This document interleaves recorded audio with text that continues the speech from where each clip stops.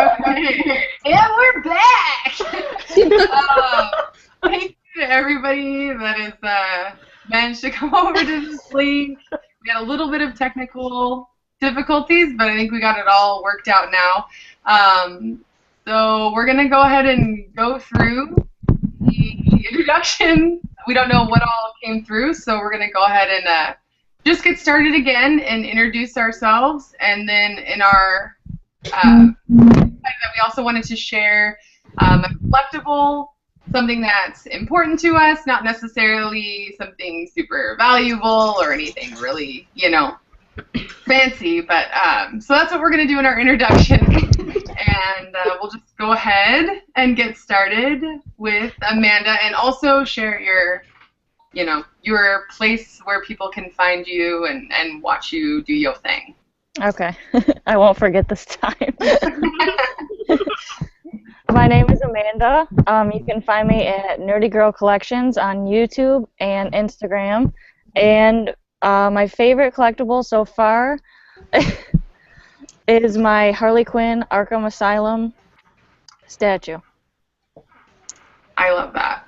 Me too. I prefer the Jester outfit, but that one's awesome. Yeah.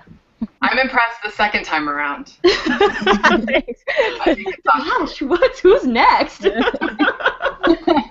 Hi, guys. Oh, yeah, go ahead. I'm Jessica, or Francesca. You guys can find me on YouTube as well. Just my name, Francesca Bologna. And I decided today I'm going to share my Catwoman CoverGirls. This is, I think, like the original CoverGirl line. It's by Adam Hughes. It's based off of one of his covers that he did for the Catwoman run of the 2000s, which I'm a huge fan of. It's gorgeous.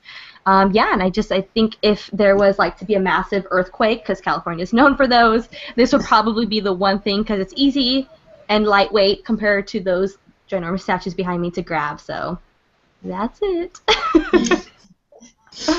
Okay, so I think next we have down there was Mercy. Hey guys, this is Mercy from Mercy's Little Show. You can find me on Instagram at Mercy's Little Show, or you can find me on Twitter at Mercy's Little Show, no W. Also, you can find me on YouTube also at Mercy's Little Show. My favorite collectible that I have is I had a good friend of mine do a painting or a drawing of mine when I had the idea in my head. It was just some random thought. And because I love Wonder Woman and my husband loves Spider-Man, I thought I would have him do a little drawing for me. Aww. So, I love Fangirling out! this is my favorite. Okay, and so next we have Millie. Hi guys, my name is Millie Akers. My YouTube channel is Millie Akers. My Twitter is Millie_Akers. And yesterday I got a Facebook. It's Facebook/Millie Akers YouTube. So if you want to add me as a friend on there, you can go ahead and do that. And my favorite collectible is my Spock pop figure, because it's the very first pop figure I ever got, and I kind of got into Star Trek at a kind of hard point in my life, so it means a lot to me. So yeah, my Spock pop figure. Not a statue yet. I'm planning to get a statue soon, but That's awesome. Okay, and I think that brings us to Andrea. Hi, I'm Andrea. I'm from Nerdlore. I'm the southern one, as we can all tell. I can be found at Nerdlore on YouTube and Nerdlore on Instagram. And my favorite collectible is my handy-dandy Triforce 3DS. Nice. Yeah. So I think that just leaves me. I'm Celia. I have a YouTube channel. It's Funkmaster Celia. You can find me on Twitter and Instagram as Funkmaster Celia. My favorite collectible, I think, would have to be my Hulk Hogan action figure. This is one of the first ones that I bought and actually kept in the package. I have a few of them that go on your thumb. If I still had my wrestling buddy, I would show that to you guys, but a cat peed on it and it never was the same again. So you're better than that brothers, but he didn't get it. So that would be, I think, honestly, this would be the one thing that I would, aside from all the important stuff like family members and things, if there was a fire, that would be the one that I would grab. Hey, Celia, they want you to do your Minnesota accent. Marty called you out. Oh, crap, Marty. I'm so prepared to do my Minnesotan accent. We're talking about some books today, and Francesca actually the one from last week. So why don't you go ahead and share that with us, Francesca? Thank you. All right, guys. So I had the pick last week for our Book of the Week segment, I guess you'd call it. And I decided to go with Faith #1, which is by Valiant Comics. Honestly, because I have not read any Valiant Comics. Like, I own the first, deluxe edition of Harbinger, but I've never touched it. I don't know anything about Bloodshot, Ray, whatever it's called, Quantum and Woody, any of those. But everyone has always spoken so highly of them, so I saw that this comic was coming out, and it seemed like a good intro to, this world, because I guess it's its own secluded world in the comics, whatever. So Valiant Comics, writer is Jody Hauser, and then there's art by two people. The main artist that draws, I think, the most consecutive pages, it's Francis Portela, and then there's some flashback sequences, and those are by Marguerite Sauvage, and I think she's the artist that the G Bombshells, their comic line. So I was incredibly impressed. I wasn't sure, like I said, I don't know anything about this character. Apparently she was one of the main characters in the Harbinger series, and I'm not sure if that ended or they just kind of defeated that enemy, and so they've all decided to go their own route. But there was just a lot of really good things about this book. The biggest thing is just the fact that I'm a sucker for books that are, centered around women, just because I feel like I can relate more to them and the daily things that go on in their lives. And the fact that this character, Fate, was just so comfortable in her own skin was so refreshing to see. I mean, let's be honest, you just don't typically see, a overweight character, spotlighted in media. And I think she was lovely. I liked her personality in it. I liked the humor. I really liked how they actually did have two different artists. I think it really flowed well. I wasn't sure what to think because the art by Marguerite Sauvage was a little bit more cartoony than what they're trying to portray with Portela's art. But it worked well, and it was so cute. I don't know how else to explain those segments. I couldn't help but smile. I think that this is now going to probably lead to me opening up that book and actually reading it. It sucks because you kind of get spoiled by some of the things that happen, but you want to find out, because she mentions that she's separated from her group. There was a group of, I think, is it Psyots? I'm assuming it's just I thought right? Psyots or something. Yeah, that's how I said it. So, it was a group of Psyots. They disbanded. She apparently one of them who now reality TV reminded me of from Rock of Love. But yeah, it was super interesting. Actually, this is something, and I hope maybe someone else in the chat knows. At the end of the book, I don't know if I know the digital copy had this, and I'm hoping that the physical did. There was one of those previews for another Valiant book called, I think is it Impendium? Imperium. Yeah. Imperium, whatever. There was a husky in it, and I was like, I need to get this book. So does anyone cute. Yes. Oh man, it was so cute. I think it's just an anatomy, it's a figment of portrayal. I think it's an actual husky, but I loved it, and I want to now read that book too. Yeah. But what are your guys' thoughts? Because I think you guys had all mentioned you guys hadn't really read anything from that series either, right? Mm-hmm. No, I hadn't read anything from the Harbinger series, but I did look because I know that they had one in '92, and then they had kind of a revival or relaunch of it in 2012. And when I was actually looking through some of the images from it, her Faith's character in that wasn't quite as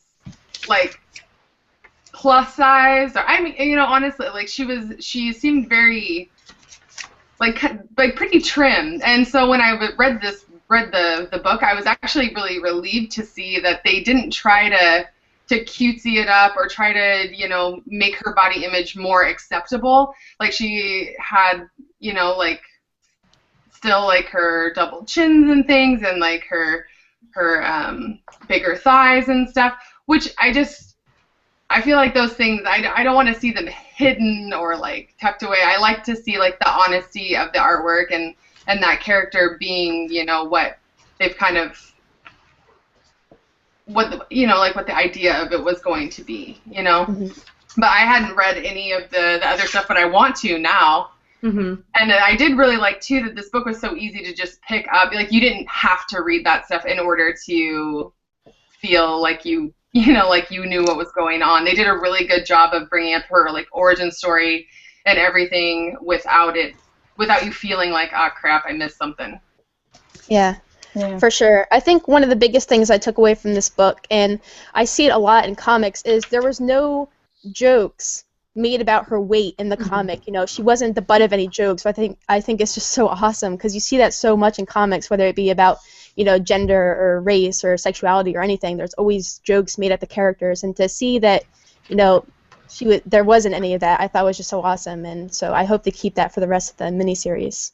Yeah, I noticed that too. Like they didn't, you know, like draw attention to it in like an awkward way. Like it was just her. She's just a superhero that just so happens to be, you know, like voluptuous and you know, plus size. Like I hate honestly keep saying plus size because I just feel like she's just her. But yeah, I noticed that too. I thought it was really nice that they didn't, you know, have people making jokes about it. Like everyone had just in that world was like, this is her, this is Faith, this is was Zephyr. I think she was referred to as like Zephyr. Yeah. Zephyr. Mm-hmm. The one too, like in the Harbinger. But yeah, Zephyr. I really like the art in this too. I like the contrast between the first part where there's like it's the trouble part of the book, and then the rest of it where you're seeing Faith and seeing her job and seeing all that. The colors are really pretty, and I love the way that she just kind of is like when she's in her apartment and she's hanging out, like you can tell like she gives there are no F's given about her weight or her like anything. She's just like completely content in her existence, and I just really liked that. I thought it was a really light first book and a good like start of it. I also really liked all of the little nerd and geek references throughout the entire book. When she called someone like a smeghead, like smeghead, just like from Red Dwarf. I don't know if any of you guys watched that, but when I saw it, I was like, what?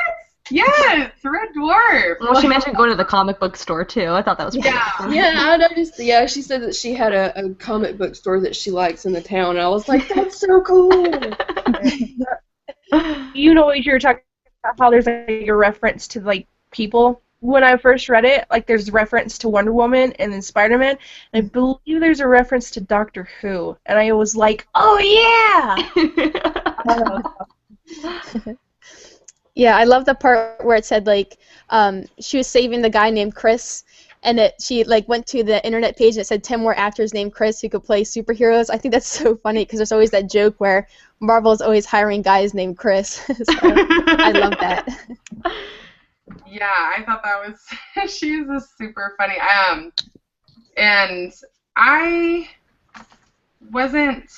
So is her job, is that supposed to be kind of like a TMZ? Because are they just reporting on, like, you know, cheesy, you know, like entertainment news?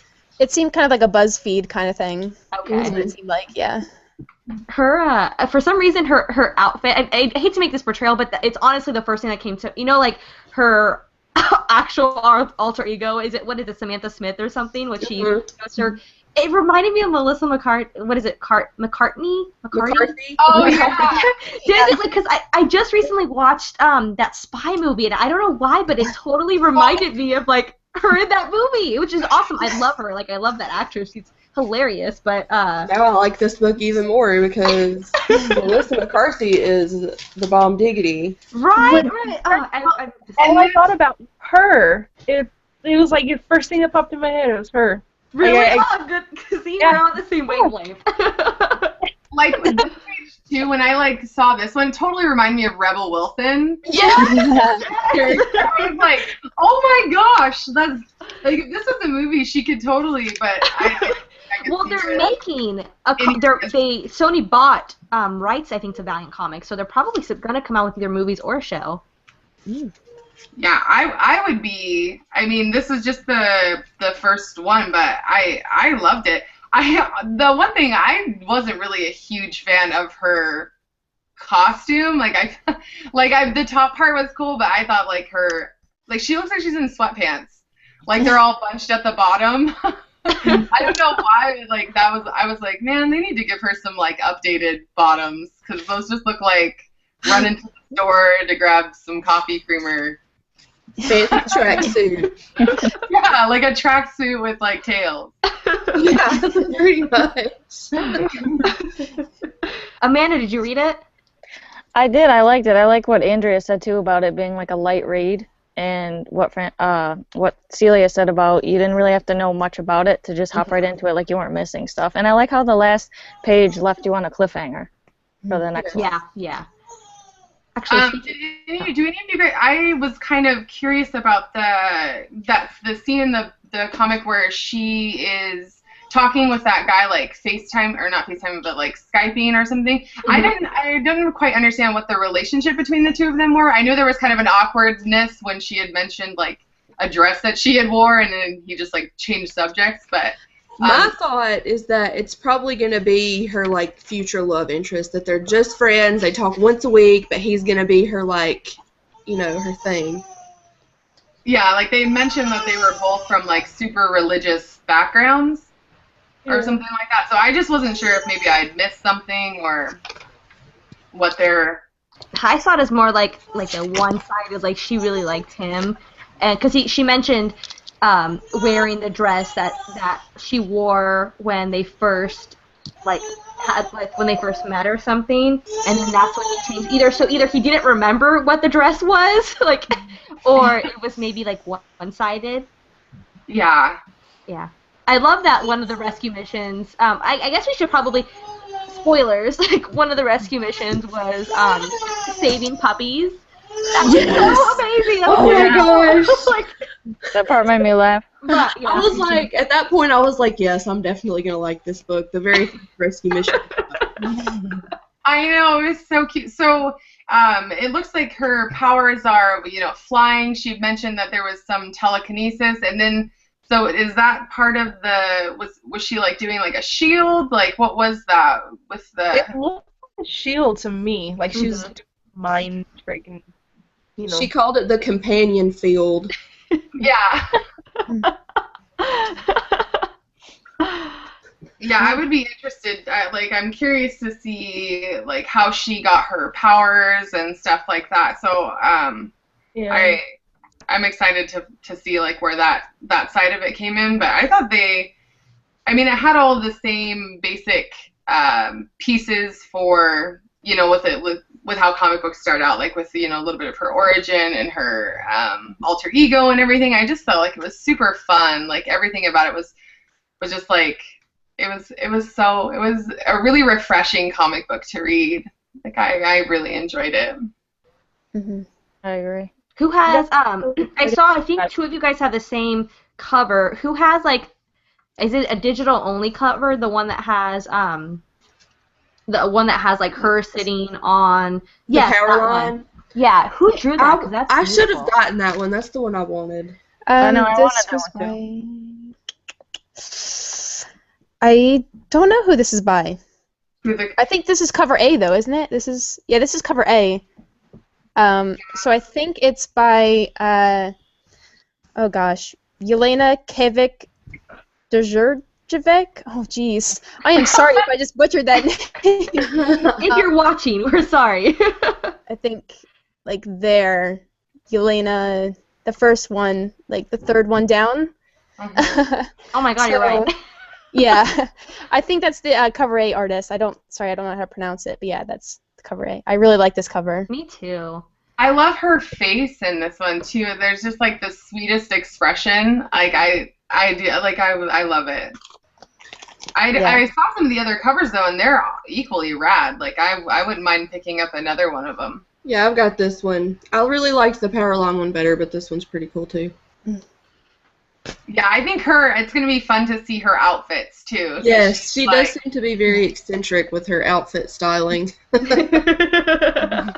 and I love just going through her apartment, too, and seeing all the little things, like, scattered about, like, the little, you know, her statues and her stuff. Like, it's super fun. Well, I think she's one of us, and I think that's what's so great. Like, you know. She is very relatable. That's definitely true. She's very relatable. For sure, yeah. I absolutely loved that book. That was a really good choice. Like, I don't think I pick up hardly anything from Valley. Can't even remember the last book that I've had in my pull from them, and this is just like awesome. Mm-hmm.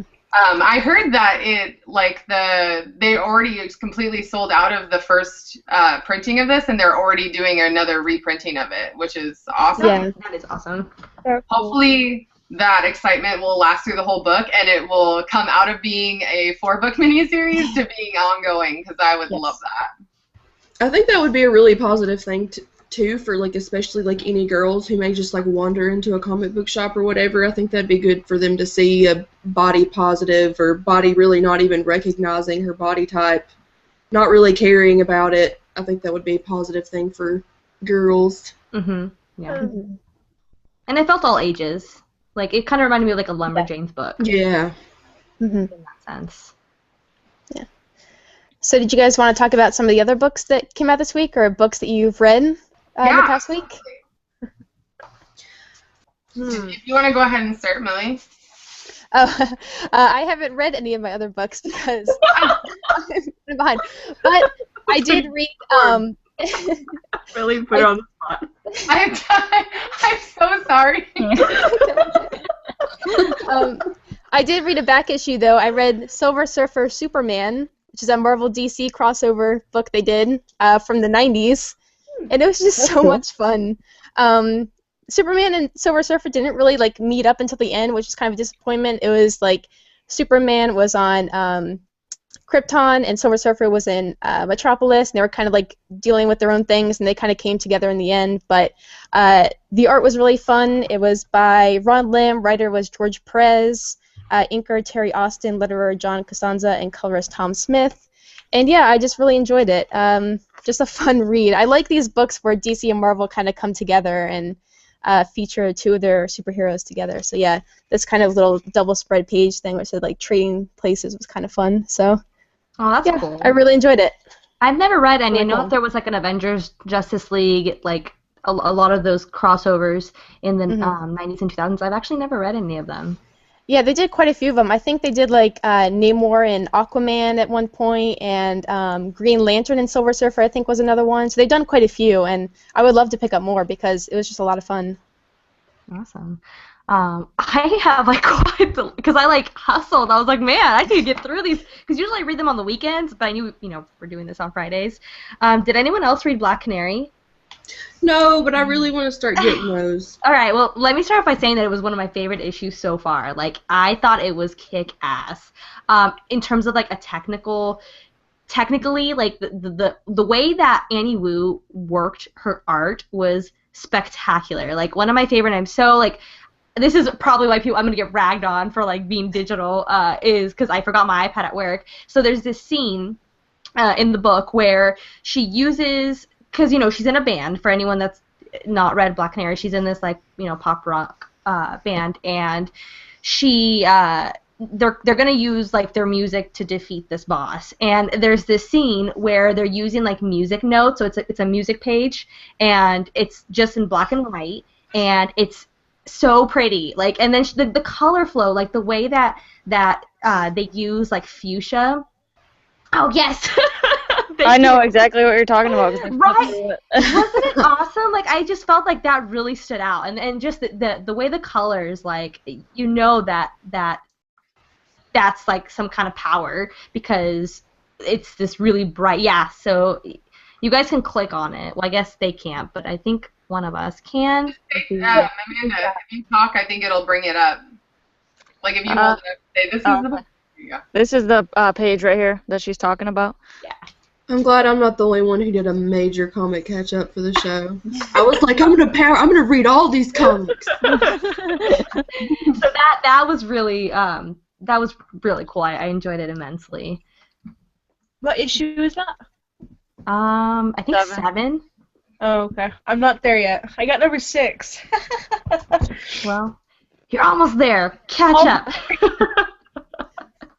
Well, and then the end. So yeah, it's a cliffhanger at the end. So there was someone that's been helping her, had helped her in one of like the previous issues.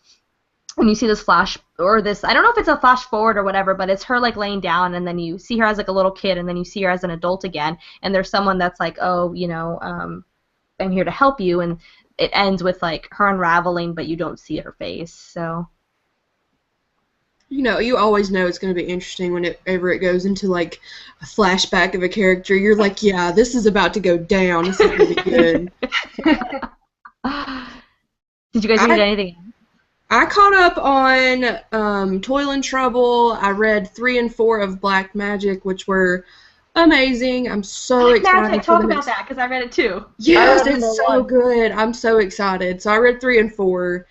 And I'm really excited for next time because that end page, oh my gosh, I was like, oh my gosh, why is it not out right now? Why is it not out right now? My heart, I can't handle. Her name's Alex, right? Yes. Oh my god, I really like her, so I'm gonna be so freaking sad. I know. I turned the page and I was like, no. Wasn't that cool? Did you guys read any? Do you guys ever read like the letters at the back of the page? Yeah. No. I should have. I thought about it, but I was like, no, man, I gotta read these other comics. All right. Well, let me. One of the letters is talking, like, asks them and praises them on their use of color, how they have like that gray and black shading, and then they even mention in there about how when they do use color, it's because they want it to mean something. And on that last page, one of the characters has like these bright orange eyes, and it's supposed to signify something. That's so probably cool.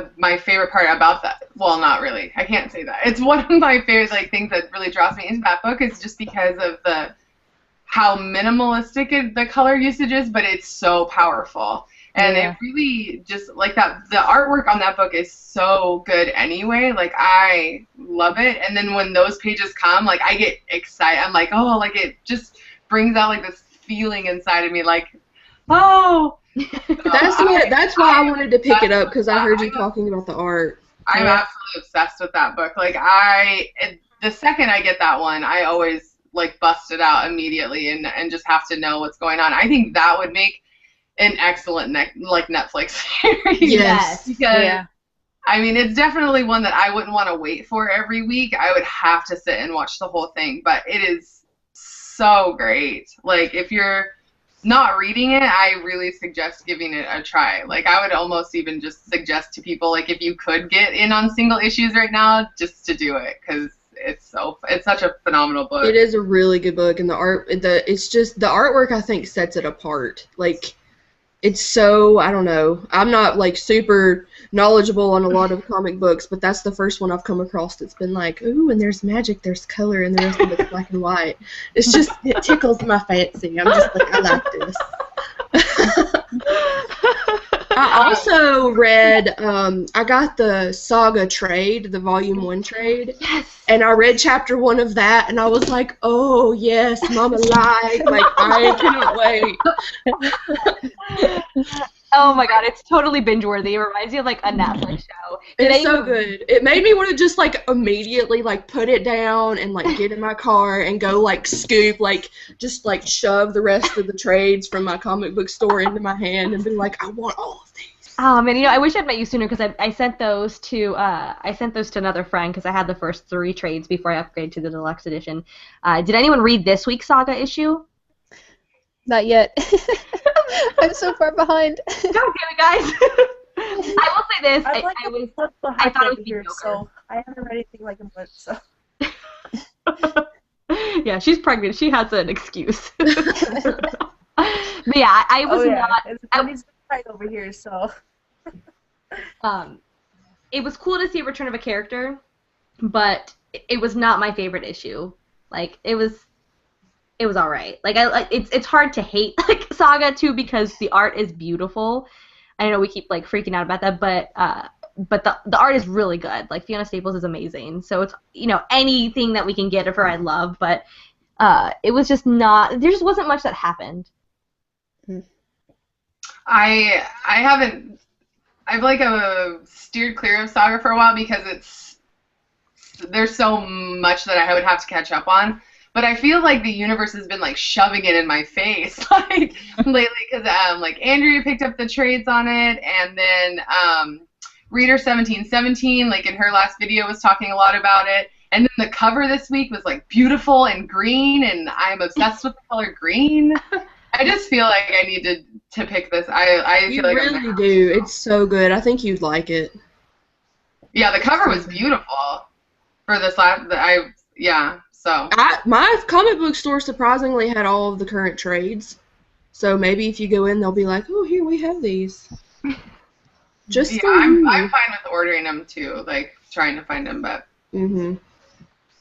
what are you thinking of that? I know you were picking up that Was it Pathfinder? Is that the name? Pathfinder. I still haven't read those. I have like flipped through them, and they look really good. I've read.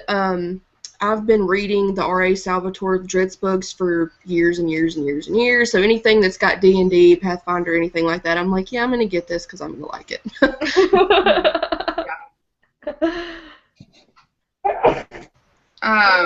I read Poison Ivy #1. They didn't have that when I went and got mine, and I was so sad. So good. I know. I nearly died halfway through. So good. And when I saw Harley come in, I was like, I thought of you. I was like, oh, Amanda. I flipped the page and I was like, oh, shit. Someone in the comments asked what we think of Margot Robbie playing Harley Quinn. Yeah, I guess in the new Suicide Squad movie is what they're talking about. From the trailers, from what I saw, I think she does a pretty good job. I mean, like, I don't see anything in it that distracts me from her not being the character. Like, I see that she's got a good handle on being playful. She's not overly eccentric. Like, she's just the right... you know what I mean? Like, I felt like a natural fit when I was watching it. But then again, I'm not the biggest Harley comic fan. Like, I haven't read a ton of her stuff, so... Yeah, I'm not super attached to, like, I've always liked her, but I'm not super attached to her, so I don't have any, like, really intense feelings about it. I think she's going to be a good job. The trailer looked really good. I didn't think anything like, oh, she's going to be horrible. I'm not going to watch this movie. Yeah, same here. She seemed pretty interesting. Yeah, I felt better after seeing the last trailer. I know, because you're gonna be the real critic. That's what I mean. I don't want to critique it too much and not give it a chance. So I was like, all right, we'll see what happens. Definitely that way too. I feel like I want to give everything a chance. Yeah. I think that's part of like being just a hardcore fan of something. You get so attached to like the idea that you have in your head of a character. So like I think it's really hard it would be really hard to, hash up to that for the actors and stuff. Yeah. Hey, real quick, guys, I'm gonna get going. Hi. Like I said, I'm about a month away, month behind on my comics. So. Thank you for coming by. Yeah. Bye, guys. See you, Mercy. Bye, guys. I had fun. Someone has asked if we have read Witches, and no, but I really want to.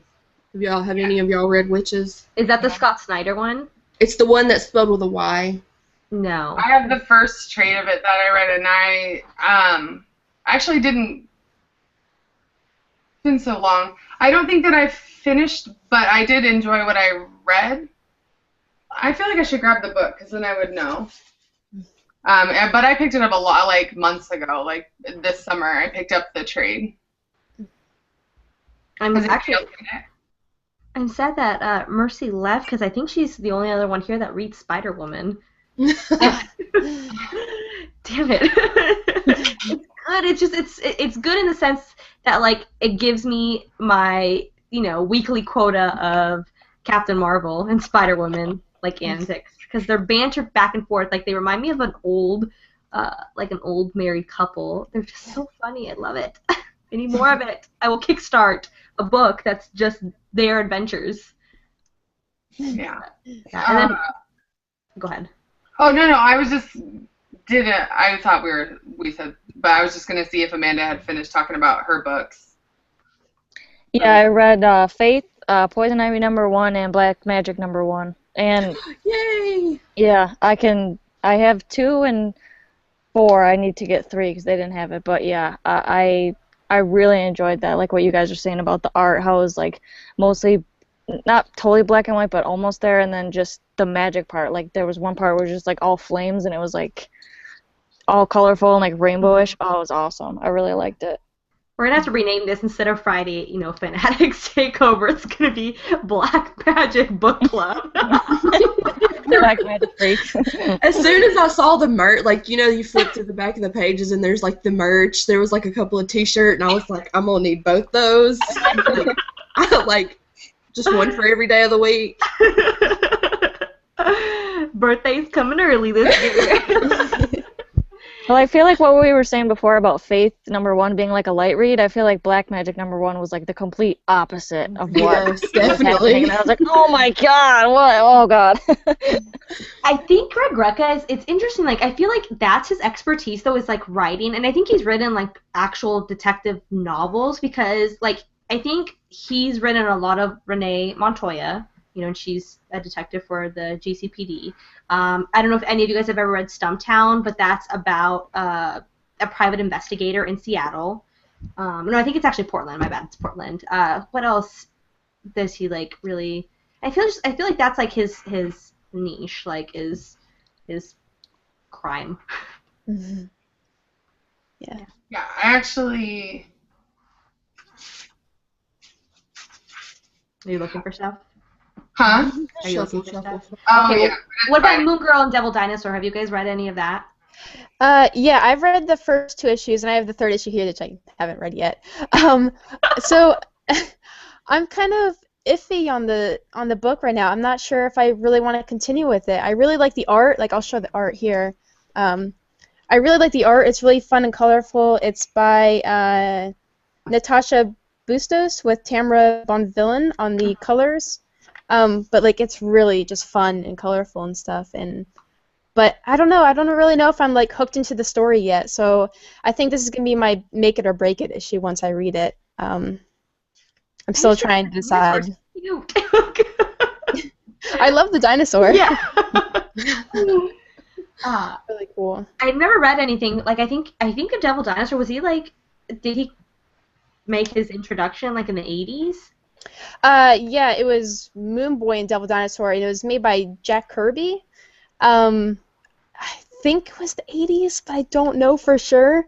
And then they're kind of relaunching it with Moon Girl and Devil Dinosaur. What does he have Does he have powers? I don't know. I don't get it. Because so far all he's done is destroy shit and Damn dinosaurs. Yeah, I don't really think he has any powers. He's just kind of a dinosaur. Just a big red dinosaur. Yeah. Who likes to help little kids. I'm okay with that. It's Barney! Holy shit! You're right!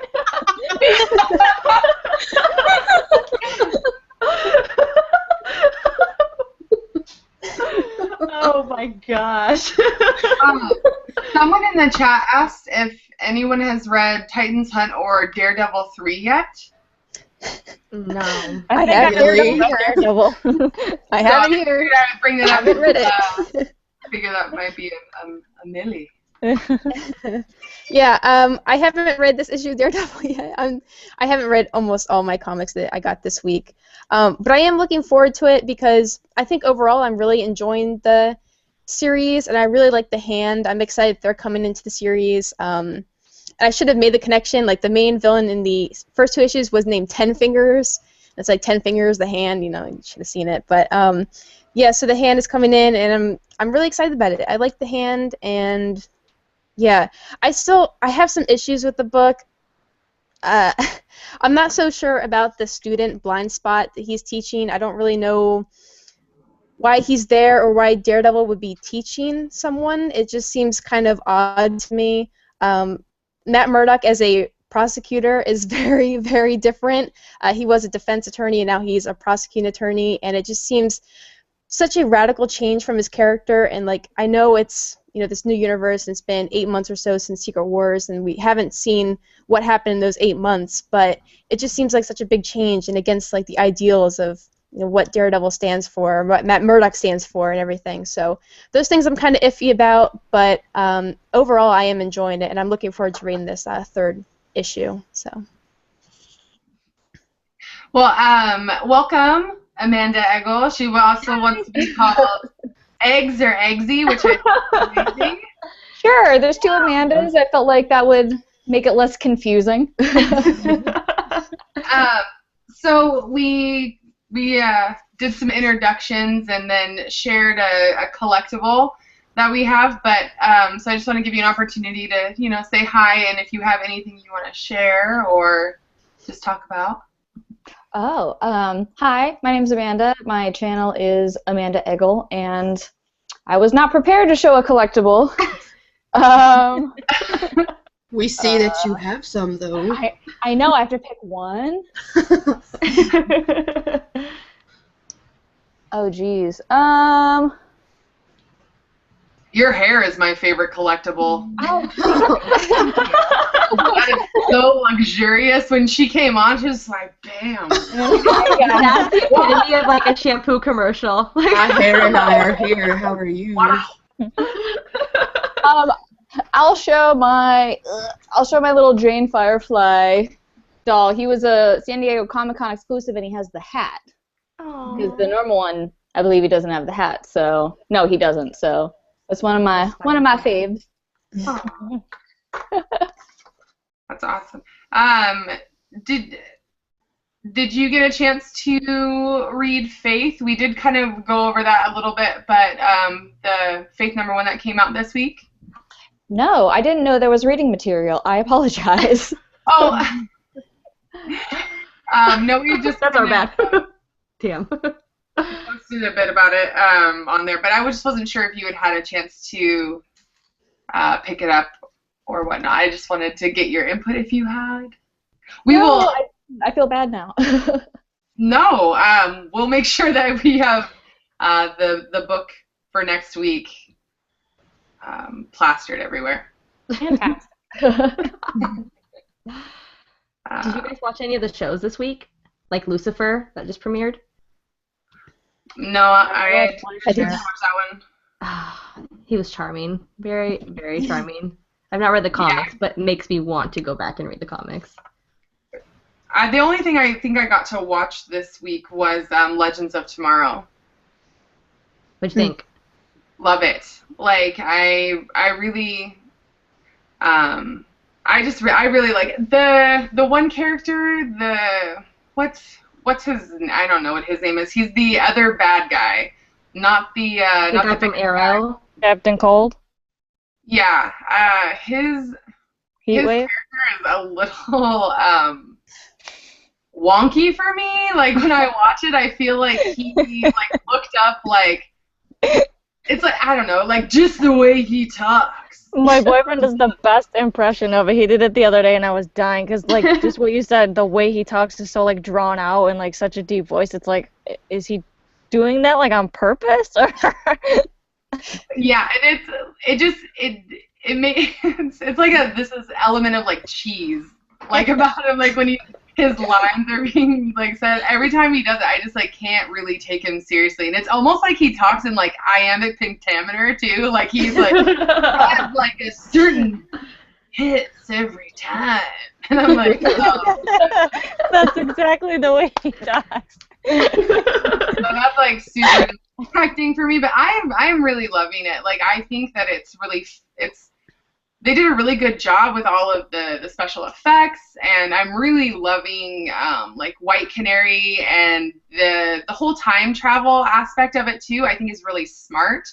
I don't know much about like the characters that are in it, but I think it's weird that it's Hawk Girl and Hawk Man. Like, I don't understand why she's not Hawk Woman, but I mean. Do you think that a certain person's death is permanent, or do you think we'll be seeing that person back in like consecutive episodes? Because I feel like they were featured a lot, like in the cover and like you know when they show like the preview of the upcoming season. I feel like we saw more of that person that had demise.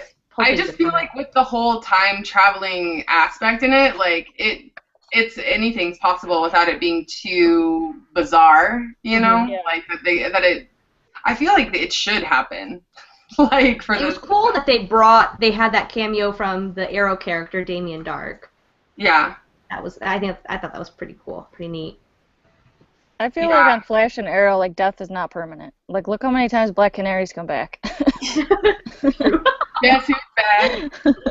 Back again. Anyone watch Flash? Yep. Wow. I thought that was a good, I feel like that's one show that has not disappointed me yet. Me either. I like that and Arrow, like, my heart just breaks, like, every time I watch it. I'm just, like, so emotionally invested in these characters that, like, the ups and downs just kill me. I will say my only qualm with Arrow is I don't feel like that relationship between like Felicity and Oliver. I just don't know. It doesn't seem natural. Like, I don't know how to explain it. Like, I really like those characters and I really like Felicity, but I just don't like them together. I may be like one of the few that feels that way, but Felicity forever. I know. I don't know. I can't explain it. Like, it's weird to me. I think it's just him. I think it's Stephen Amell. I like him. I think he's hot, but he doesn't show much emotion towards her. Like, he just shows sadness and anger. Yeah. We had a cool question in the comments.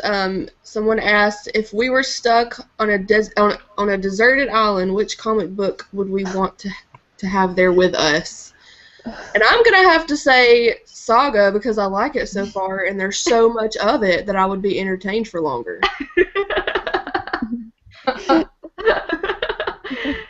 Yeah, Saga definitely has that rereadability factor, so that would be a good one to have, I think. And because there's so many characters, too, that, like, it's enough to keep it interesting because it's constantly jumping back and forth between people. So I think Saga would be good.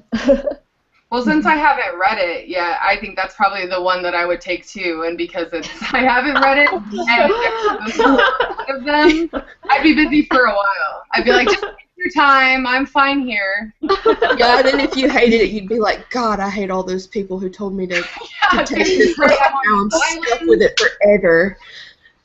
I could use it for fire then. Yeah. I think I would cheat, and I'm going to bring an omnibus, and I'm going to bring the Astonishing X-Men collection by Joss Whedon, because it's probably one of my favorite works of art. It's amazing. Like, it's really well written, the art's great, and I feel like, well, I have already reread it, but I feel like no matter how many times, even though I'm totally like Jean Grey forever, it's probably the book that made me actually fall in love with Emma Frost. I think if you asked me like a month ago, I probably would have said Daredevil. But I'm actually going to say X Factor Volume 3, the X Factor Investigation series. There's like 130 issues or something. I read it all on Marvel Unlimited in like 3 days or something. And I just fell in love with the characters. And I could totally read that again just so many times. It was just awesome. Yeah. Is that the new one, the all new Marvel Now, or is that the one that came out before that with Jamie Madrox? Yeah, Jamie Madrox, yeah. It's like 2003 to 2012 or something like that. It was a pretty long run. Dang. So. All right, cool. So we already just asked us a question on the thing. I just want to ask it because it's not in the, before I forget.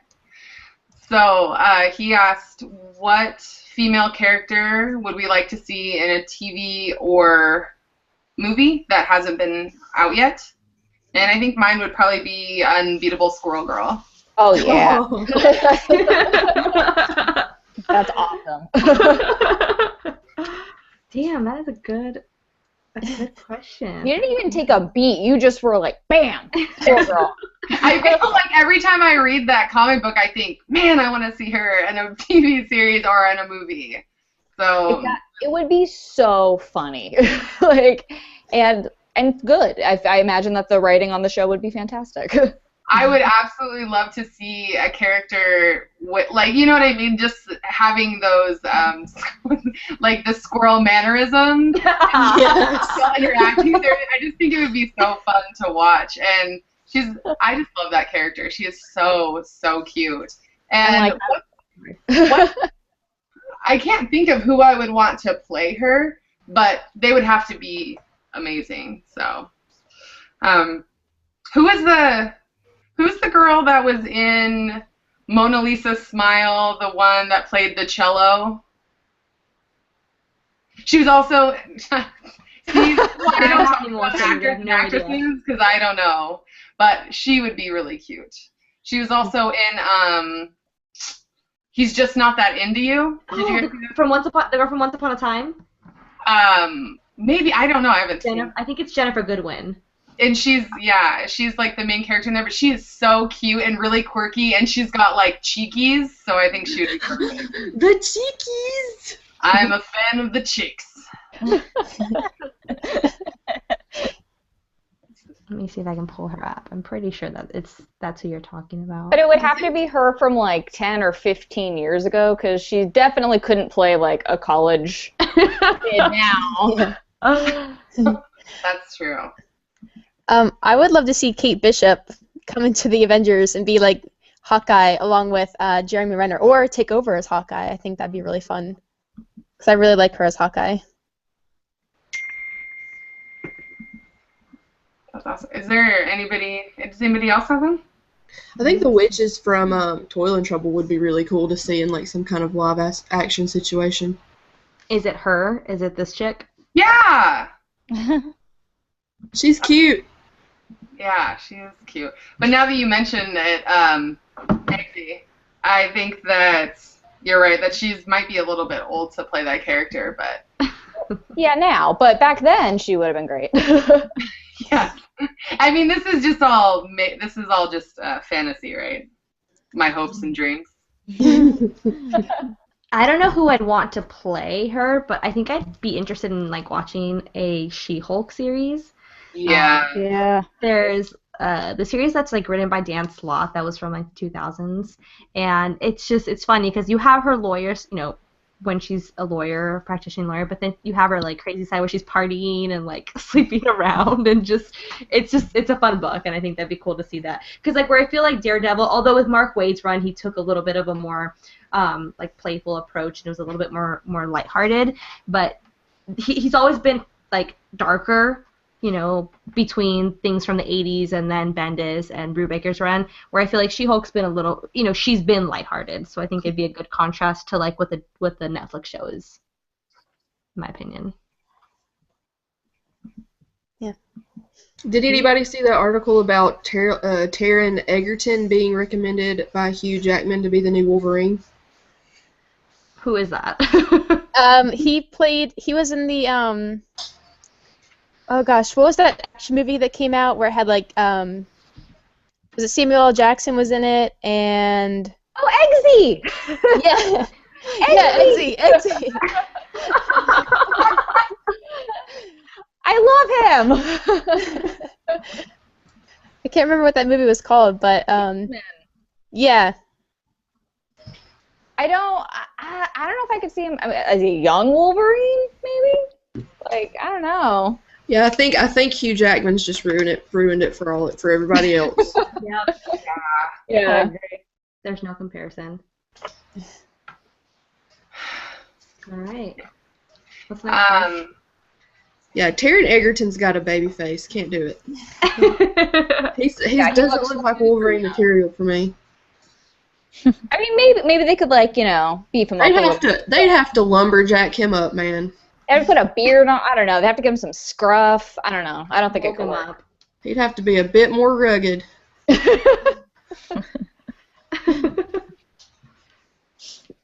So, I know we talked a lot about books and movies and stuff, but I know a lot of you are also into gaming. Yes. So I would be curious to hear what you guys are playing now, or what your gaming faves are. I'm not playing anything right now, but I have been mulling over replaying A Link Between Worlds, just because it was so good, and I need to play it again.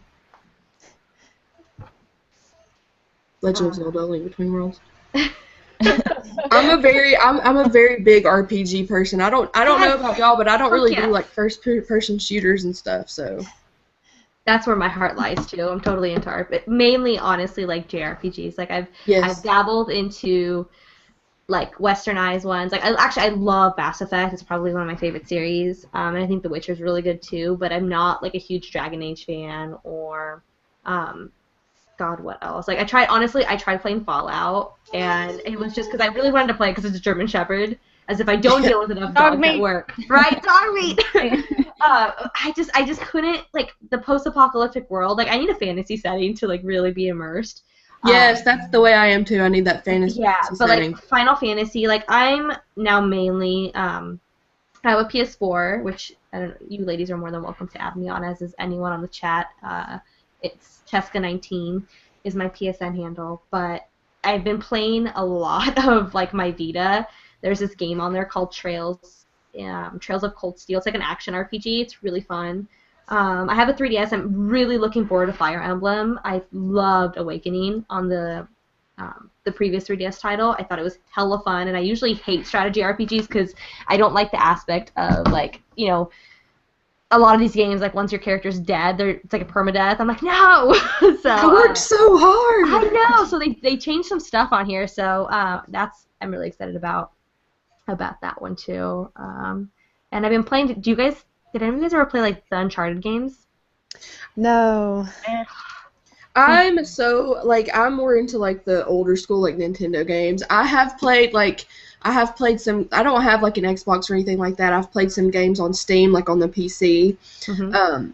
But not, I think, like, the most recent game that I played was, like, Alice Madness. That's a good game! Yes, it's a really good game. I think that's, like, the most recent game I've played, though, aside from, like, things that have come out on the 3DS. Mm-hmm. But I'm very much into things like Chrono Trigger and all those, like, old SNES games and stuff like that. Like, that's where my heart lies. Well, Amanda, you have, like, a Twitch stream, too, right? I don't. No, I think Amanda does. Oh. Yeah. What do you play on there? You don't? Didn't you have a Twitch hoodie the other day? Yeah, I bought one from someone who's on okay.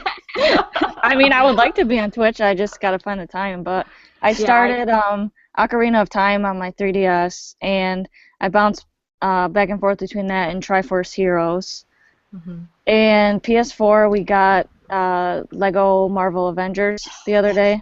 The Lego games are so fun because you just run around and like smash stuff.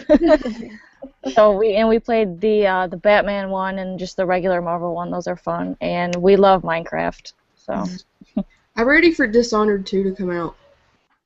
I think that looks cool too because it has like a female assassin. Oh, it's really like I watched my husband play the first one, and I really like it. And I'm usually not into stuff like that. Well, if any of you guys have PS4s, you guys should definitely play the Uncharted collection. Like I'm a huge fan of that series. Like Drake is Bay. Like I have a statue of him on this side right there. My animals are named after that series. I love Uncharted, so I can't wait for Uncharted 4 to come out. It's kind of like Tomb Raider-ish, right? Yeah, no, it totally is. It's just where I actually played the recent Tomb Raider, and it was one of my game of the year, so it was hella good. Yeah, I think I like this one better. I don't know what it is. I think it's just the fact that it's a little bit more story driven. Where Tomb Raider, there is a story to it, but it's more just about exploration and solving the puzzles. This is definitely more story driven, which I think is what especially as I'm getting older, I find like I have less patience and time, which is crazy because RPGs require grinding. Yes. But I don't know, for some reason I totally love them. I This is bad to say. I really can't get into Zelda. I know you guys love it. I see it. I know. I think the music is beautiful. Uh-oh. I need a moment. Yeah, I'm gonna go join her. Okay, let's change the subject. I think I have a crush on Link. I'm just gonna throw that out there. Dude, that was I like... play Ocarina of Time on the 64th. It's like they're good games. I just don't know why. I feel like I start them. Like I started Link Between Worlds. I tried playing the Ocarina of Time remake on the 3DS. I just can't stay focused. Like I think I got to like to the water temple, and I'm like, fuck this. Like. Of course you said fuck this at the water temple, because that's always... They're very involving, and they're like all the puzzles are like so detailed, and I don't know, it just kind of sucked me in. Like I gotta get through this. I gotta figure this out. You know, I recognize that they're good games. Like I for some reason they're just I can't.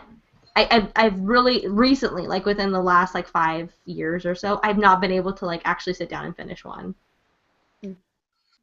But if you like RPGs, if you guys end up getting like a Vita or something, or even like I think it's coming out to PS3 and PS4, Persona's coming out, Persona 5. I've played some of the Persona games and they're really good. They're very so good. long, but they're really good. Yeah, they're hella long. It's like 100 hours. I remember I started one like probably a couple years ago, and I was like, is this intro beginning part ever going to end? I think it's probably Persona 4. Yes, that was it. I was like, am I going to be clicking through people talking forever? Do I get to play ever?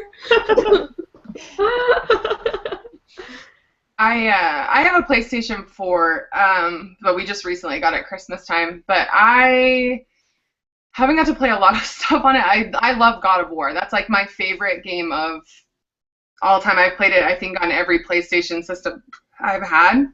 And then I just got a 3DS, and I've been playing a lot of Animal Crossing. Oh, yeah. Yeah, I started Animal Crossing, yeah. It's really intense. I mean... What fruit do you have? It's a new leaf. No, what fruit? Like, because you have, like, either apples or oranges. Peaches. Peaches? Oh, wow, I think those are rare. Every time that I play it and I shake the tree, I always think of that Steve Miller song. I don't know if anybody knows what I'm talking about, but yeah. But those are the games. It's really hard for me to get a moment to like sit down and play. But I really want to get. My husband plays a lot of Pokemon on mine. So. Yes. Oh, yeah. Coming back out next month.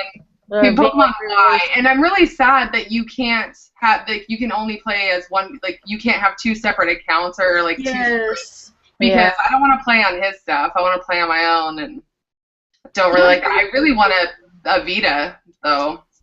It's been 20 years, literally. Next month is the 20th anniversary. That's why they're re-releasing like Red, Blue, and Yellow. They're re-releasing like these systems 20 years, and we still don't have a second save. How is that fucking possible? I know. That's like, it's archaic, man. We should have a second save. Oh my god, that's just insane. 20 years, isn't it? They're probably like, if someone else in your household wants to play Pokemon, you have to buy another one. DJ Khaled, another one.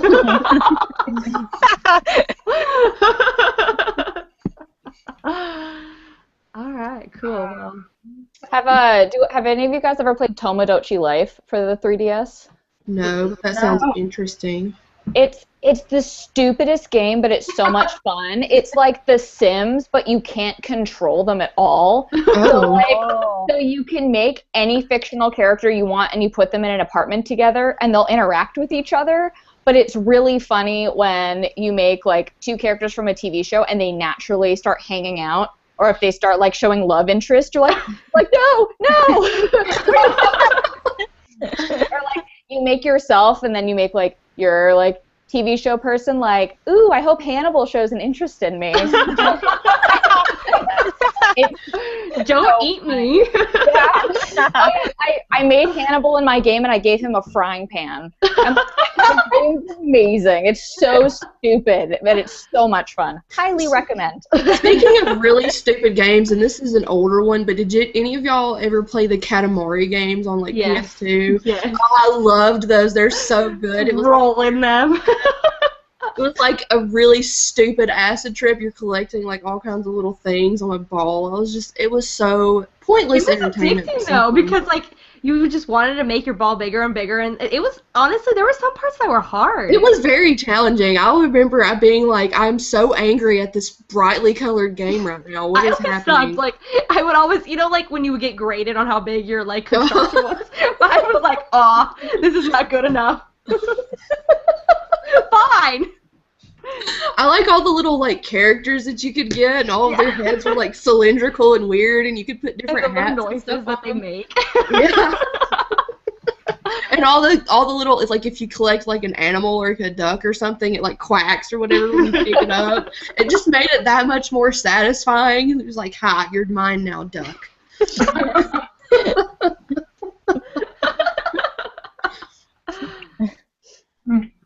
Someone, or our friend Ian, who's now become a good Friday Fanatics Takeover. Hey, Ian! It should be like FFF, like Friday Fanatics friend. That's what we should start calling some of these people. I think that'd be awesome. Yes. But he asked us a question. He says, so what's everyone on chat reading right now? Any recommendations? What do you guys think that we haven't already kind of blushed about? Someone's mentioned I Hate Fairyland. Have you read the latest one of those, Celia? Uh-huh. Yeah. I only read like the first one. I only read the first one too. No, I like that book just because it reminds me so much of like Nicktoons, which is I collect the Nicktoons comic books and stuff. It was 90s nostalgia is like my favorite. Oh yeah, me too. So it's fun. Definitely not kid friendly, but I mean I've enjoyed kind of the crudeness of it and everything. Doesn't she kill the sun or something, or the moon? Isn't she like? Yeah, she does. She like blows it up. It reminds me a lot of if anybody remembers the cartoon. It was all those Happy Tree Friends. It kind of reminds me of that. Oh my god, I saw that on Netflix. I was like, what are we watching? It's so brutal. Yeah, and I'm actually getting ready to start the Lovable Oath book. I heard that was really good. Yeah, I saw, I don't know if any of you guys watch Kaz from Nerdburger. Mm-hmm. Yeah, she had talked about it, so actually I have it sitting right here, but I picked this up, and I'm excited to get started. It looks really funny, like, so this is my next adventure, and then as far as what I'm reading that's in the thing, I think we pretty much talked about most of it. The Last Gang in Town, #2 came out this week. And I saw that. Yeah, this one's pretty interesting. I really liked like the 70s punk rock, as in England, like the, Sex Pistols and things like that. But so I thought it was pretty cool. I haven't read the second one, but the first one was a little bit confusing. But I'm hoping that it kind of comes together in the second one. And did anyone get a look at Code Prue when you went to your stores? It looked interesting. I got the first one and it looked pretty interesting, but I haven't read it yet. I didn't get a chance to like poke around. I kind of just had to grab my pole and leave. Did you guys pick up anything new? Like, well, because I know some of you guys like collect like pop figures and stuff. Did you guys get any of those this week? Like, do they release those weekly, or do they just release them like all in a batch? Like, here's like the current X-Men batch. Here's because I know like the Harry Potter ones all kind of came out at the same time, or like that like phase 1. They kind of, how they release them is just like they'll release parts of the series. Like they'll have a series, like the first wave of like Harry Potter pops, and they'll have like the second wave come out eventually, and then they do multiple ones at a time because they have so many different categories that they go out. But I haven't, right now I'm on the hunt for the Green Goblin Walgreens exclusive, and I haven't been able to. I'm sorry. A Walgreens exclusive? They're not in her hands. Okay, Funko, you can calm down. You know what sucks? Walgreens always has like some of the best ones. They had like the Punisher, the symbiote suit, Spider-Man. Like worst thing about them being at Walgreens, nobody at Walgreens knows what a Funko Pop is. You call and you're like, hey, I'm looking for a Funko Pop, and they're like, oh, what? A Funko what? I'm like, oh, Lord. I try to explain it to them, and I'm like, oh, it's so and they don't really take care of their pops either. Like I go in and they're all like mashed, and the boxes are all crazy, and they're like, here, toys, wah! Like. Dude, I didn't realize how big the pop world was. Like, you guys are hardcore at that, but I looked back because I was like, maybe I should get rid of, because before I put them, like, on these shelves, I just had them above, well, like, behind me over there, and I'm like, I need to make room, so I looked. Dude, some of these are worth, like, a lot of money. Holy shit. Like, the original Batgirl, like, she's, like, $70. I'm like, I paid $5 for this. Nice. But it's when there's ones that you like, I would love to have the Ursula pop, but I am not about to drop $600 on it. Oh my god, is that really how much it is? That's like on eBay, like trying to get those is so crazy. And then it's like Beanie Babies. That's what this reminds me of. Yeah, except they actually are worth something. Except Beanie Babies. That was like the biggest childhood scam ever. yeah. Do you guys remember there was like a meme or something or some story about it was like a couple and they were in court and like the judge was like overseeing them, like they had to like each pick like Beanie Babies from their collection when they were getting divorced. Oh my god. Instead of like who gets the dogs, it's like who gets these Beanie Babies. Oh my gosh. I bet that judge was like, this is my life right now. Why is this my life right now? I know you guys don't really collect cover supplies much, but I'm like really into some of the like absolutes, and I know it's cheesy. It reminds me of like a cheesy pop movie or something, but I got the absolute for Hush, the Batman series. So it's basically just like an oversized book. It's like this one. Some of them have bookmarks, but it was like, I don't know, like $30 on Amazon, and they're usually a little bit more expensive, so I figured what the heck. But like a coffee table book.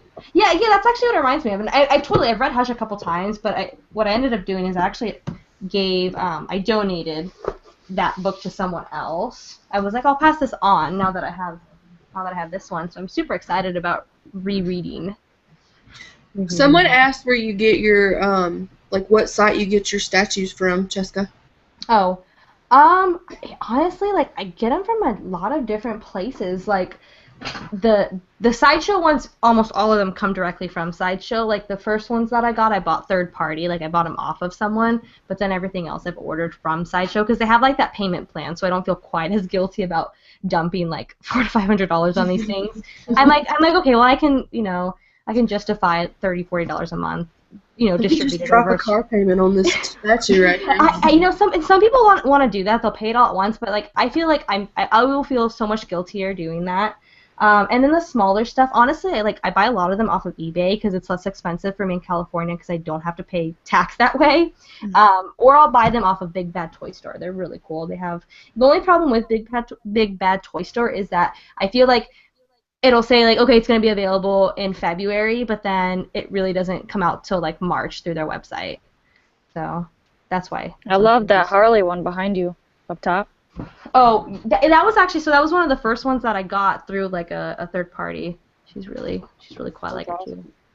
If I ever decide to get rid of her, I'll send her to New York. I'll send her your way. That'd be awesome. Thank you. I don't know if I could ever repay you. Now she's gonna be like, I wonder if Cheska is tired of that statue yet. Is she tired I'll of give it? payment plan. Man, that Harley statue's a piece of shit. Why do you want it? You're running out of room. You gotta make room for your other one. We could set up a payment plan. Yes. Can you be Sideshow for me? All right, guys. So do we want to move? Amanda, do you want to talk about what you decided for topic of the week? Yes. I figured a good topic of the week would be if we were all superheroes, what would our superpower be? And also, what would our kryptonite be? Who wants to start? I guess I'll start. I guess if I could choose a superpower, it'd be just super fast speed, like the Flash. And my kryptonite would be shopping. That's a little too close to home for me. Imagine all the damage. Like, you could literally, like, actually, it would kind of contradict, like, if you really wanted to, like, shop a ton, and you're like, I'm just going to speed in and out of these stores, but then that's kryptonite, so you're like, what am I going to do? I'm so weak. Malfunction. Like, donate food to you. Like, you wouldn't be able to go grocery shopping. I'll just set up a food drive. Please donate canned goods. Canned food drive to support. You have to sign up for that Meals on Wheels.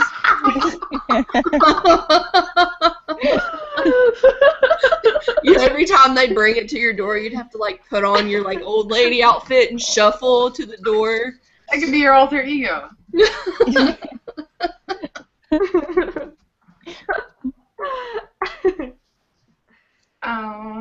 So do we just want to go down the line like yeah, do you have one? Do you have one, Eggsy? I'm a really big fan of like weird, unique superpowers. So like how you can only do one thing. And when I was watching Jessica Jones, if you guys watched that, I was so, even though it would be the worst power ever, but to have the ability, like Kilgrave's ability, to make people do whatever you want, like, but it's like you have to be so careful with that because he would be like, oh, go screw yourself. He's like, nope, don't do that. Break a leg. But like you could, I don't know. I like the idea of that, of having like a power that you didn't want, but you're just sort of forced upon you, and you kind of have to like make it work. Mm-hmm. But also being invisible would be pretty cool. Like that you could have that you could turn it on and off. Otherwise, that would be horrible. Like the storm. Yeah. That would be cool. All right. Well, who's next? Because on my side, it's Celia that's next. Yeah, me too. Oh, okay. Well, because on mine, it's you for Francesca, but I'll go. I think that mine would be, I like the idea of being able to, like, shapeshift or, like, change forms. Like, you could be another person or whatever. I just feel like that would be really, but I feel like that'd be cool and useful. I don't know how I would get it, like, if I had to, like, think about it or if I could, I don't know. But that would be something that I would be able to do. Because I think it opens up a lot of doors. Like if you needed access to something or concert seats, I don't know. Would you be able to change your voice though, or would you have your voice but in whatever body you have? Well, I think I would probably want my voice to be able to change with it. Like if I got to choose, because I'm not that good at impersonations. Like it's either me or a Minnesotan. And I think that my kryptonite, because in real life I am terrified of balloons, like, so that would probably be it, is like, no balloons for me. My arch nemesis would be like one of those clowns that makes... So you would never be able to really, like, if someone's like, you need to go undercover as a clown in the circus, you would never be able to do that. I would be a balloonless clown. Does that fear also extend to hot air balloons? Or just no, but it is extended to those Pillsbury biscuits that you have to peel the wrapper and it pops. Oh, man. Oh. Those are just horrible, so I understand that.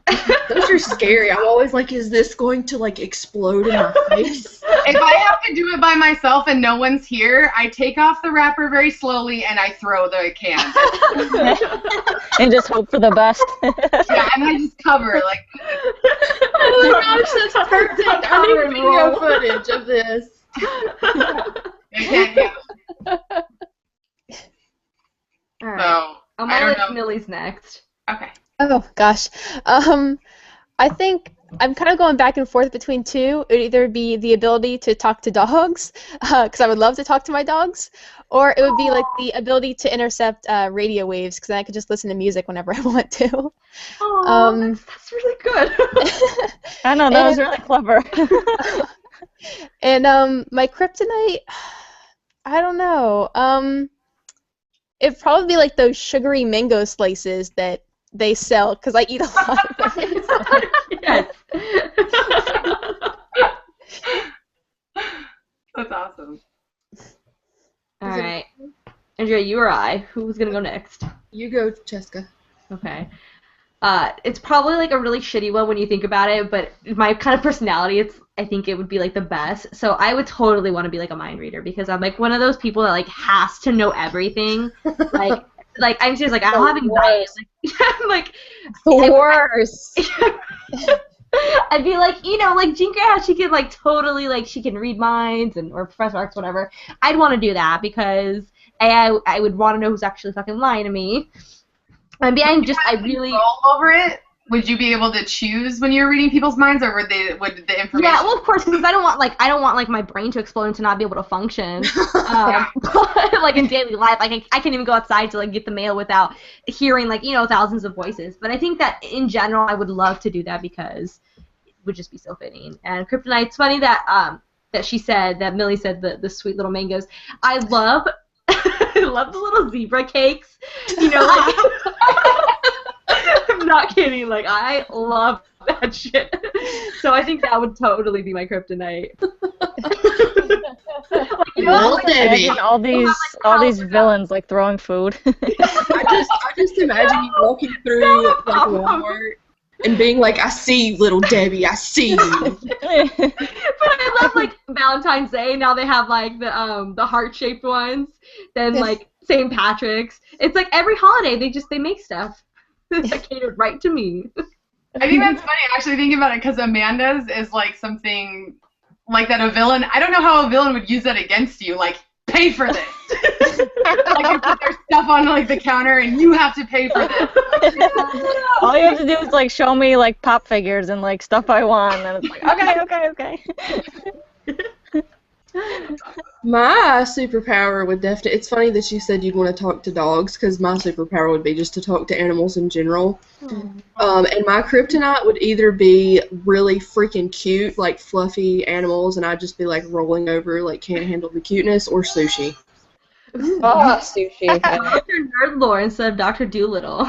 Yes. Like, isn't that Animal Man's power? Doesn't he talk... Can he talk to animals, like from DC? I don't know. I don't know either. I haven't read him. But his name's Animal Man, so he has to be able to communicate with them, I would hope. I imagine that would be the premise of his name. It would be a bit silly if he's like, my name is Animal Man, and no, I can't understand that animal over there. Why are you judging me?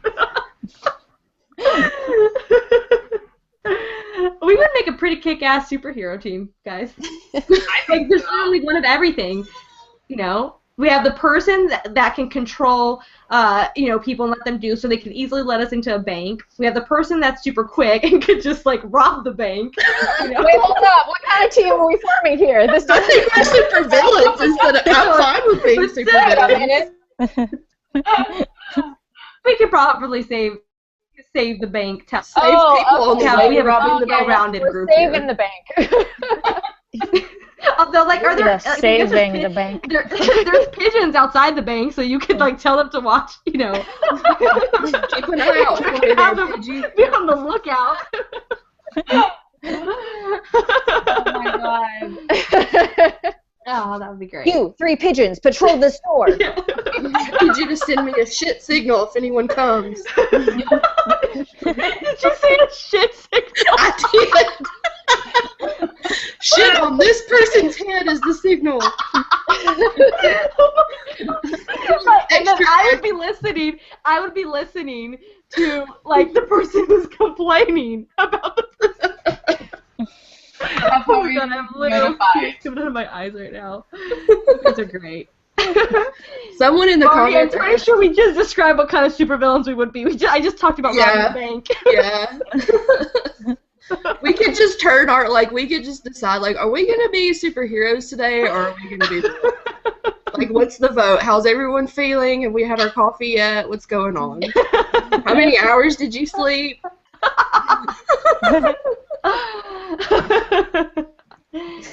Alright, guys. That was fun. That was a good topic of the week.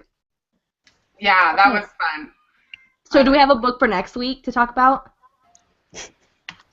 I think we kind of bestowed that responsibility to Millie if she still happens to take it.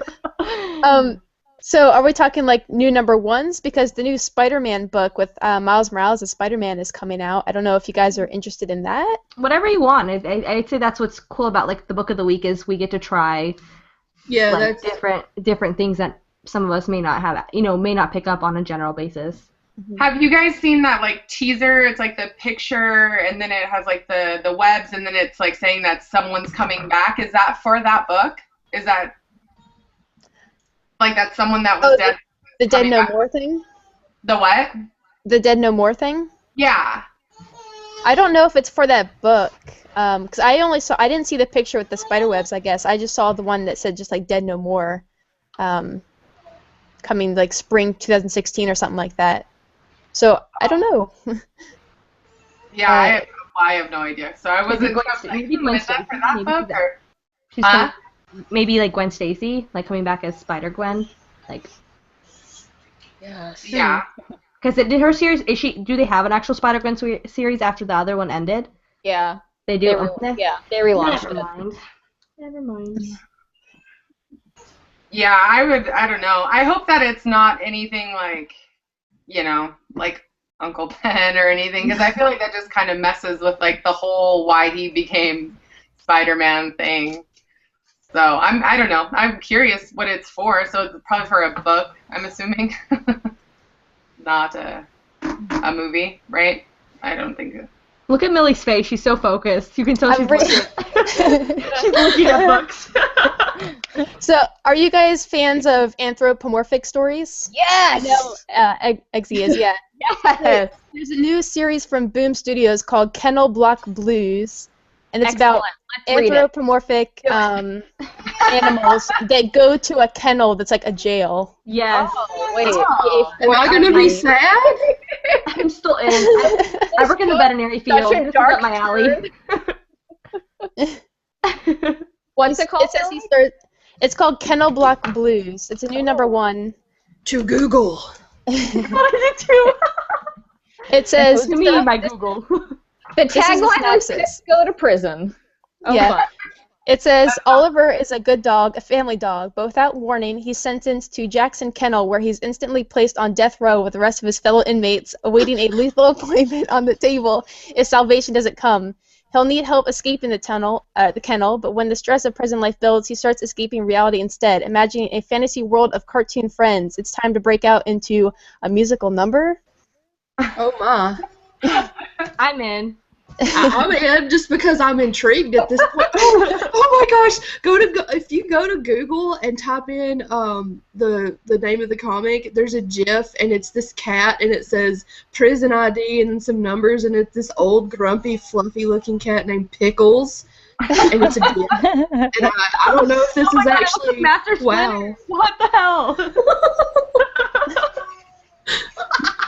What am I seeing? What am I looking at? There's another one with like a pit bull. It's like Named the Cosmo. fantasy world is like Steamboat Willie, like really like cutesy cartoons, but the real world is like seedy and their fur is all matted and tufts are missing. This looks wild. Missing tufts. Good choice, Millie. Good choice. Have you guys read Black Sad? Yes. Oh, I haven't. It's on my list. All right. Well, we'll talk about this next week because it has to do with What is it? Yes. Yes. Anthropomorphic animals. Yes. It's amazing. Oh my god. It is wonderful. It's super graphic. Yes, it is. It is. It's like rated NC-17. It's like super graphic, but amazing. All right, guys. Did you guys want to do, there was one question that got brought up twice in the chat. Did you guys want to, that just says they would like to know what kind of supervillains that we would be. Kilgrave. Kilgrave. Perfect.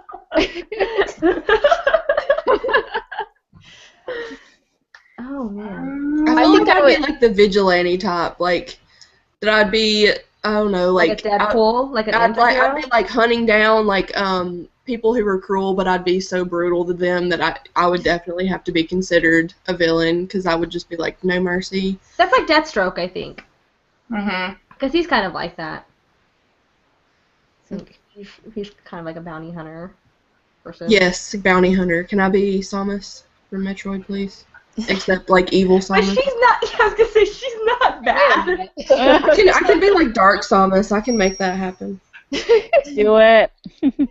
Oh, yeah, I think I'm really attracted to like the female assassins and like that. Well, Electra was kind of bad, right? Like she kind of went through a period where she was bad. Yeah, with like gadgets and that kind of stuff, but like on the bad side of it. And then I get like a really sweet outfit, and then and like a really tight butt. Like we'll just add that. Gotta have that top villain butt. I mean, that's the kind of supervillain I would be. I think I would want to be like Poison Ivy, where like she's her main goal is honestly like to better the world. Like she wants her main priority is her plants and Harley, but her main priority is her plants, and I think that's kind of the I would be willing to do anything for like animals. Like that's my love. That's what I have dedicated my like current life to. So I think it'd be only fitting if I kind of continue that on in my supervillain. That's awesome. I feel like I would want to read that book. I would. So you want to be like Animal Man? That's what you're saying? So the nerd lore. Yeah, it's gonna be the actual superhero. I'm just gonna be the supervillain. Just communicates, just touches the animal, is like, my love, okay, my heart, my soul. Hashtag type by someone said. So who else needs to? I would probably end up being like a lame supervillain, like Stiltman or something, because I'm just terrible at being bad, and I would just like mess up all the time. You gonna steal Jessica some little Debbies? I'm gonna steal these little Debbies. I'm a villain.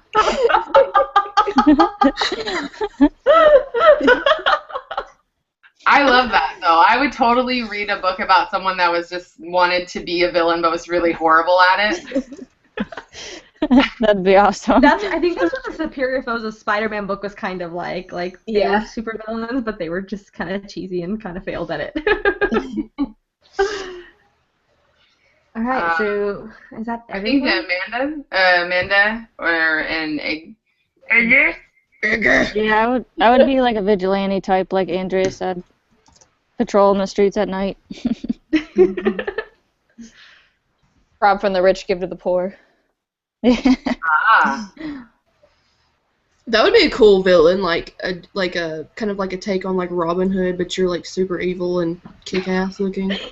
Be like modern day, like Robin the Hood. Nice.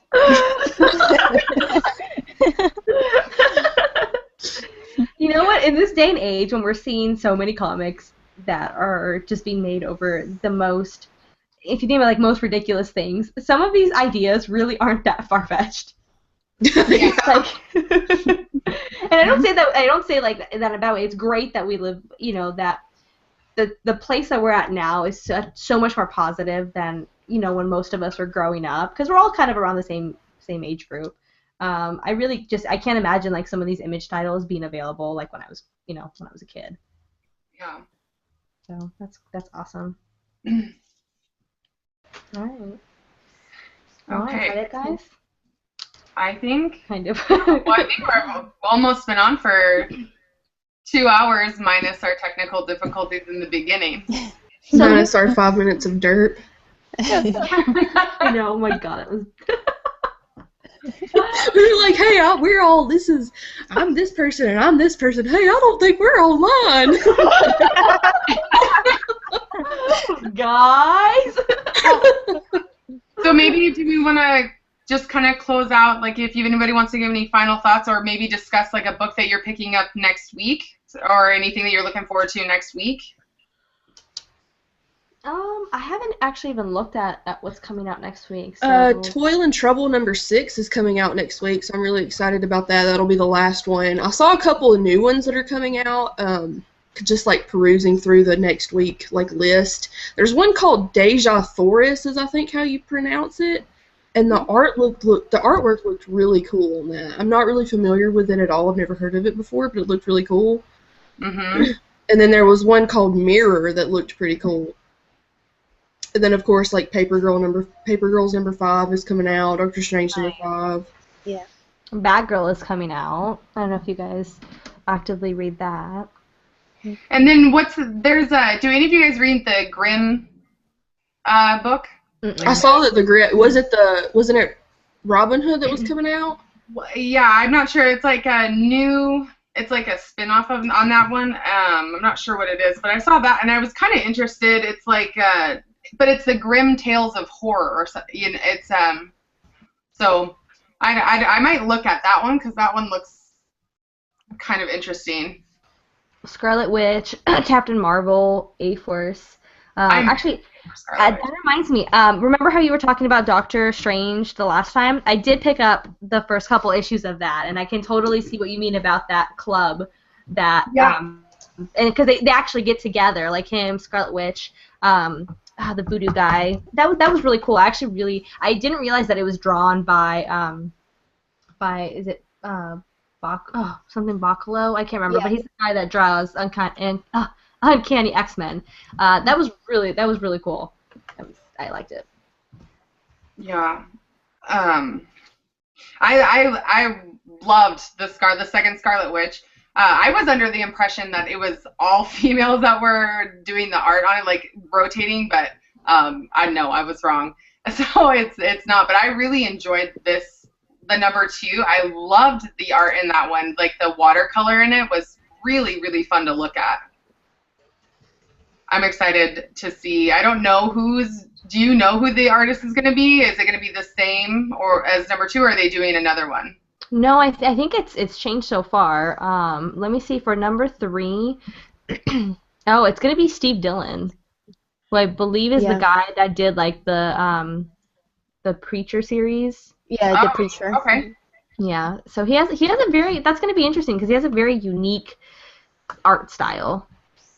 Like I don't think it's a flatter, like it's not a bad, but it's not flattering for as pretty as they've made the Scarlet Witch books so far. I just think it's going to be different. Yeah, I didn't really care for the art on the first one. It wasn't like there were certain pieces that were okay, but I just overall the way that they drew her, it just wasn't. I didn't like. I felt like the face was really off for me. Like I couldn't get into the face on the character. I couldn't be on board with it. But I love the story. So and I'm curious because Agatha is kind of her like by her side in this, and was it ever? I thought that did she not kill her? I think she mentions it. I think she mentions that in the first issue. She kind of plays on it like like I'm dead, remember, or something like that. But I didn't know for sure if she was. All right. Yeah. What do you guys think about for next week? Do you guys want to? What about So speaking of, because it'll be interesting because of Steve Dillon, what if we talk about, and people in the chat, I don't know if you guys want to agree, an artist whose work you really love on one series, but then you absolutely detest on another. Ooh, controversial. Yeah. Do you guys think that? What do you guys think? Yeah, I think that would be a good topic for next week, for sure. People in the chat, if they want to participate and just kind of start thinking about artists that they've, that they've read books and they're like, this is shit, but then they've seen something else and it's been a completely different opinion. Cool. That's a good one. Cool. All right. Well, and our book of the week is that weird animal one. Kennel Block Blues. I'm interested to see what Pickles is. I just want to know, I gotta tell you guys, I have seen a lot of weird animal names at the hospital. That, if I had a cat come in named Pickles, that would be something, I think that's actually kind of cool, it's kind of awesome, but it's definitely not definitely not the first thing I would think of. Like, if I heard of pickles, it would not be a cat that I would imagine. Most of my cat, I've got a cat named Moogle after Final Fantasy characters. I've got a cat that I've had since I was like 5, whose name's Xena, because I was so into Xena the Warrior Princess. We get funny looks when we bring Moogle in. They're like, "What's Moogle?" I think that's cute. There's like sometimes like there was one. God, why can't I think? Ness from Earthbound. Yeah. There was a cat. Yeah, there was a cat named Ness that came in, and I remember asking the owner. I was like, "Is it named after Earthbound?" And the guy's like, "I don't know. My son named it, but it's after a video game, so I think so." I'm like, "Oh." But sometimes like it'll be like Titus. Like there's one that came in, Flygon, and it's named after the Pokemon. It was like a little boy named it. It's really. I actually have a bird. I have a cockatiel named Staravia. Like, I'm just gonna go ahead and own up to that right now. No shame. Hey, I just told you guys that all 3 of my cats are named after the Uncharted series. I get it. All right. Well, man, I'm tired.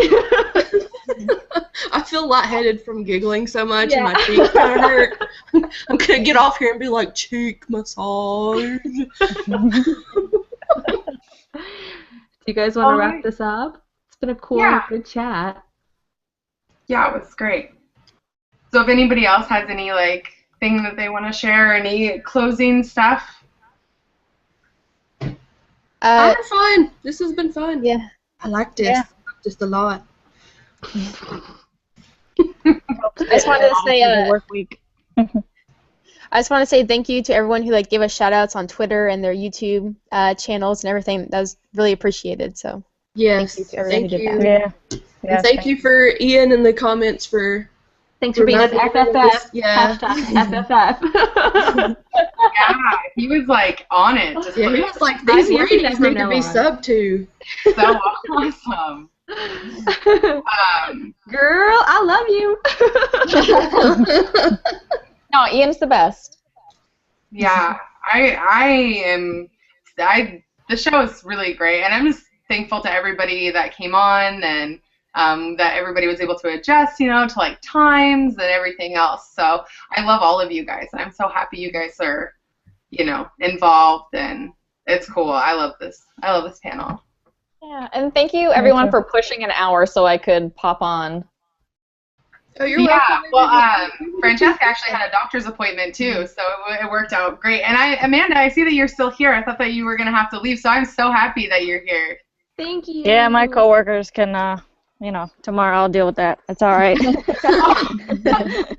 is 6:30 okay for everyone? Like for us to so that we can kind of maintain consistency for like the viewers that are watching. Is that too late for you guys on the East Coast?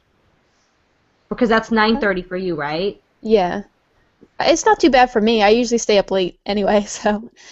Okay. Well, it's whatever you guys. I would hate for this to be really, really impact your guys' personal life. Because for us, I'm in California, and I think Amanda or Eggs, you're in California too, right? Yeah, and I get off of work at 7 or 7:30, so by the time I get home, usually 8 o'clock I'll be able to pop on my time, so. Because even if I'm an hour late, at least you guys will still be talking. But if you guys start at 5:30, you'll be done by the time I get home, and I'd be so sad. Yeah. Well, that's good. I'm glad that you were able to come on. Yeah, I'm so happy. And we can just wait too to do the book discussion until you come on, so that way we're Awesome. Yeah. Okay, so I think. Yeah. I think that time's good for everybody. All right, well, do you guys want to just close it up? Where everyone can find us again? Sure. So just want to maybe thank everybody in the chat that participated and watched. And again, just reiterate what Millie said. It's just so cool to see everybody retweeting and giving shout outs and stuff. That's super awesome. So thank you to everybody, and feel free to continue the dialogue throughout the week if there's something that you guys are interested in and you want maybe to hear us talk about, or maybe we can come up with a hashtag eventually that we can check. But in the meantime, you could just let anybody know or just post it, So yeah. Awesome. Well, you guys can follow me. I'm I'm on Twitter at the Cheska, and then also on YouTube, Francesca Bologna. So I think I'm gonna try to get a room tour video out finally, because it's been so long since I've come out. So I think that's what I'm gonna do. So I'll post that for you guys. But this has been blessed. I'm so glad to be a part of. And I'm gonna say it every week that I'm on here. I'm so happy to be a part of this group, and just each one of us seems like we bring a lot of different things to this little round table. So it's awesome. Yeah. Girl power! Yeah. Spice Girls! I'm extremely thankful for this because especially since I'm new into comic stuff and everything, it's really nice to be encouraged and to not feel like I'm out of place even though I'm new. And I've just really loved it, and I want to thank everybody for recommendations and encouragement and just all that kind of stuff. And thanks to Marty and Ray Jr., of course, for letting us take over. And yeah, so it's been real fun. And I'm, of course, Nerdlore. Yeah, on Instagram and YouTube is all I've got right now. Yay! It was my turn. I just want to thank you guys so much for having me be a part of this. I'm honored, honestly, to be a part of this group with these amazing ladies and everything. And like I said before, I just want to thank everyone who gave us, retweeted all the tweets or was making new tweets, kind of giving us shout-outs and everything. It's much appreciated, and it's so awesome. So thank you so much. You can follow me on YouTube at Millie Acres, Twitter at Millie_Acres, or like I said, I just made a Facebook page. It's Facebook/Millie Acres YouTube, so you can add me as a friend on there if you want. So yeah. Am I next?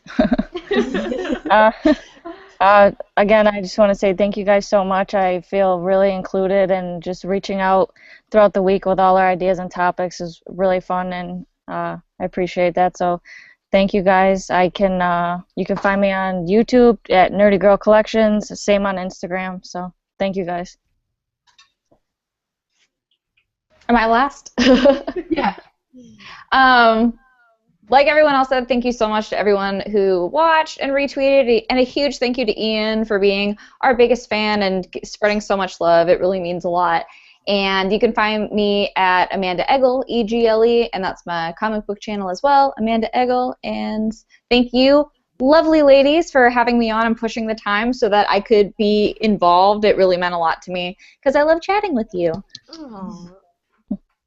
I just want to mention real quick, someone else who's been really supportive of us and like shared us and all that kind of stuff would be Nerdivision, and he has a channel and he's awesome. So shout out to Nerdivision. That was so cute.